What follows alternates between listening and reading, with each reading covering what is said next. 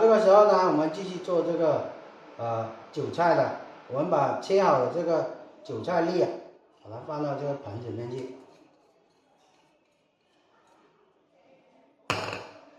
接下来呢，我们把这个肉馅呢，放到这个韭菜里面混合在一起。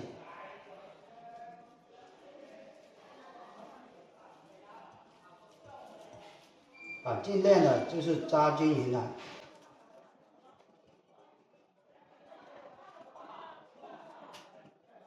好了，这个时候呢，我们就可以炸了。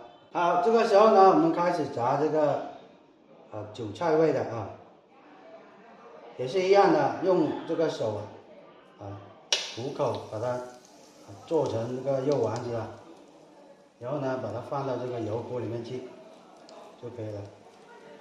这个制作方法呢，基本都是一样的。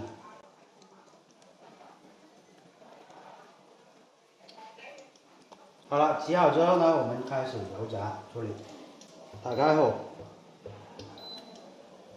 然后呢，我们等这个它油炸一下呢，我们再把它翻动，先不要动它。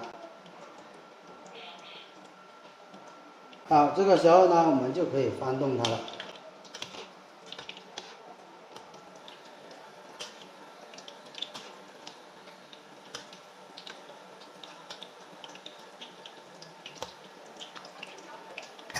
正常情况下呢，这个韭菜丸子油炸个3分钟左右就可以了。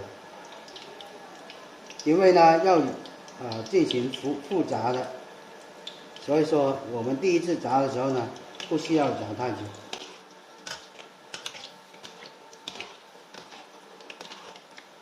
如果呢这个量多的情况下我们都是用这个大的这个工具来这个煤气灶来做的。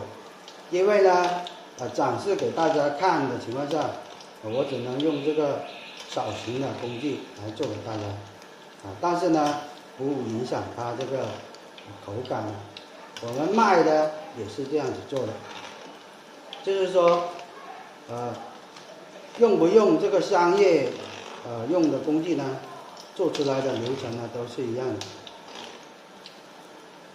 因为呢它的配方不变，还有这个制作的流程不变所以说这个口感呢也不会变。因为呢这个配方呢家商两用的，家庭也可以用，商业的也可以用所以说呢这个工具呢就要求就不会这么高。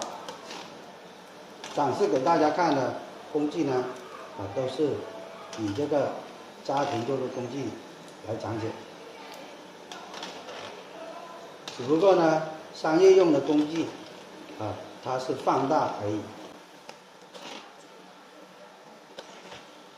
好了，这个时候呢，我们的这个韭菜丸子呢炸好了，然后呢，我们把它过滤一下，把它捞起来，放到这个瓶子里面去控油。